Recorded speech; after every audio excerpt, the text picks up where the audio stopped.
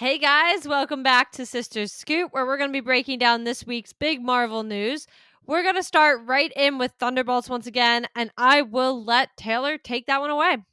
Yeah, so the biggest news for Thunderbolts this week is that Edebiri is out and Geraldine Viswanathan is in. We don't know exactly what the role is that they are swapping for, but if you may not be familiar with either one of these actresses, just as a little bit of context, Io is probably best known for her role in The Bear, and Geraldine is known for working with Daniel Radcliffe in Miracle Workers. So both great actresses, but we're not exactly sure what role Geraldine is now playing. Yeah, I'm kind of thrown off by this because if I'm being honest, I didn't even know Io was on it. Yeah, me either. I wasn't even aware until she was taken off of it that she was on this project at all. It's a shame. She is great. I have seen a few episodes of The Bear. Um, but more importantly, I've honestly seen her from like TikToks when she's been getting her awards and everything. I think she's great. I think she's hilarious. So I am sad that we can't have her in the Thunderbolts. It is scheduling conflict.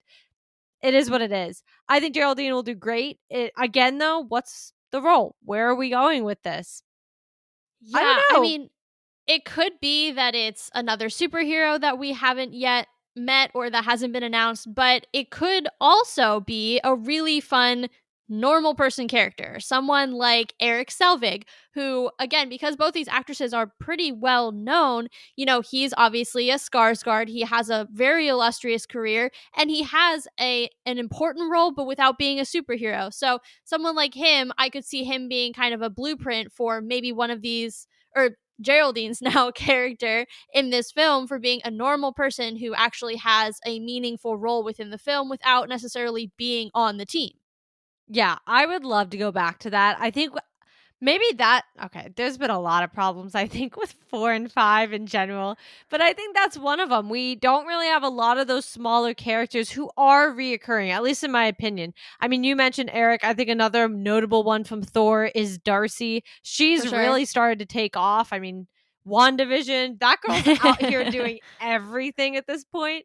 But these are reoccurring characters that came back. They were both prominent actors and actresses before they came into Marvel. So I would love to see something like that. See some of these characters come in and bring this like grounded nature to it again in a different way of like these real people being affected by the things.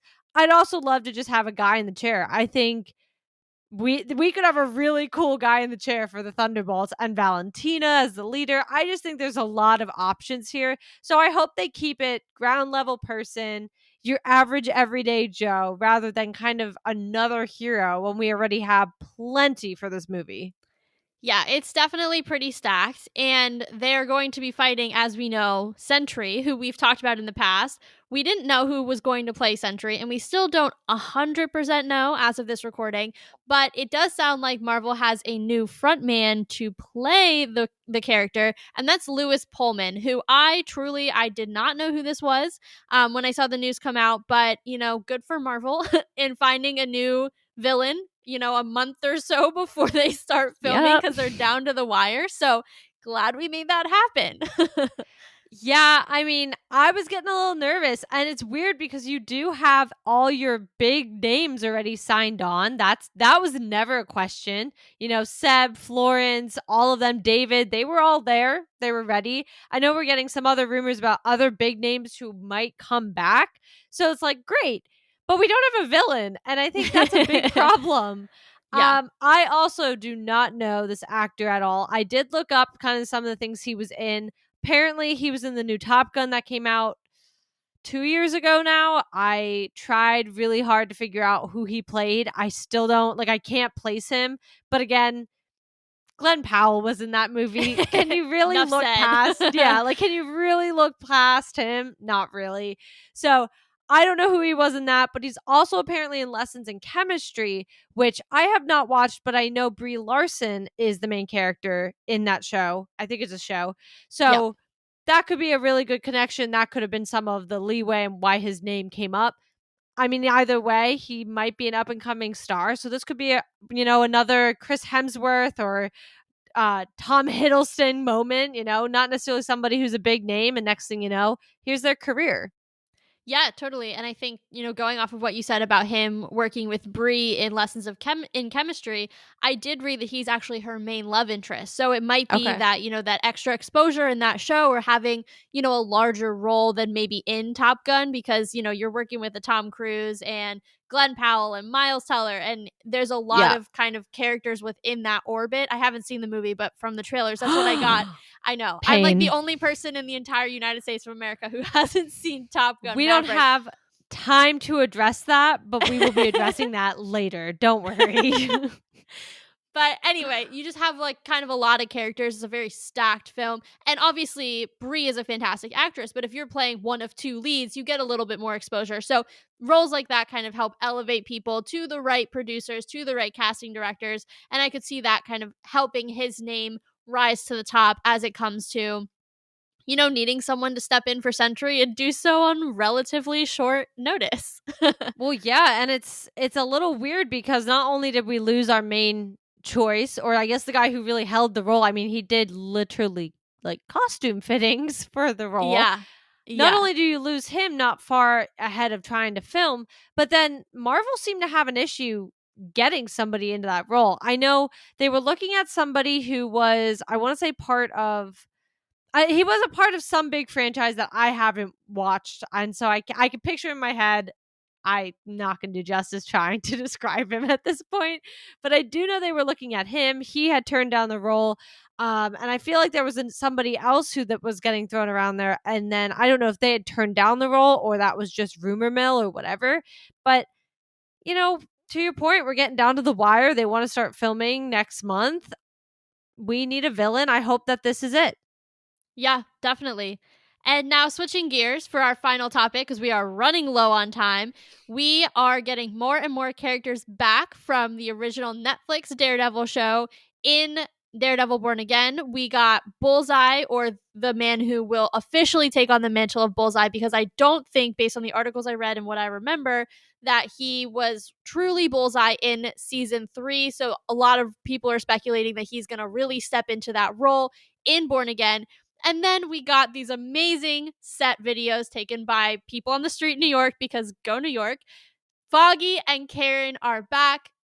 Look, I could probably do without Karen. She's not my favorite character, but I'm so happy that Foggy is back. We're getting Nelson and Murdoch. And I promise you all, one Friday night, I will schlep my way over to Hell's Kitchen and get you all live footage from the set. But so exciting to see some of these characters coming back.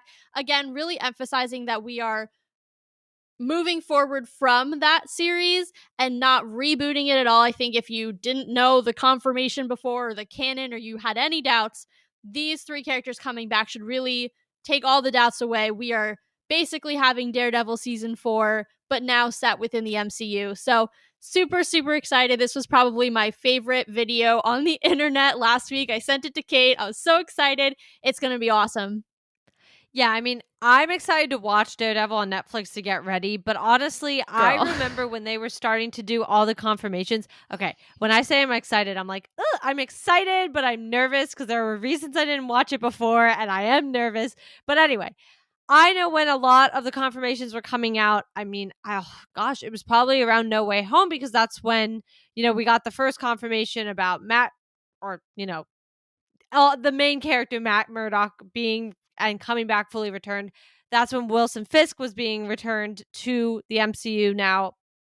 And I think a lot of the rumors were going around, and it sounded like the confirmations were coming out that Karen and Foggy were not coming back. And I think that was a big thing. I think some people had mixed feelings about Karen, as you do as well, but everybody was very disappointed about Foggy not returning. And so, to me, this is great news.